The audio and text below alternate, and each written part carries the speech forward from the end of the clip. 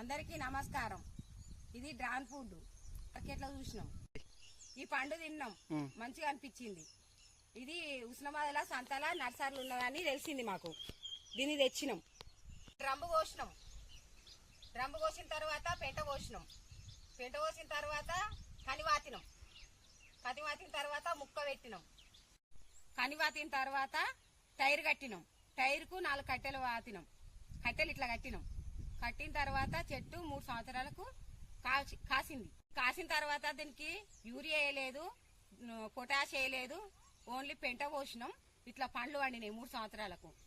ఈ పండ్లు వండిన తర్వాత మా కొడుకులు, మా మనవలు, మునిమనమలు తింటారు. తిన్న తర్వాత ఆస్తుల లెక్కనే తాతమ్మ, తాతయ్య, నానమ్మ, తాతమ్మ పెట్టిలని గుర్తుగా చేసుకుంటారు. ఈ ఛానల్ని సబ్స్క్రైబ్ చేయర్రి. అందరికీ నమస్కారం.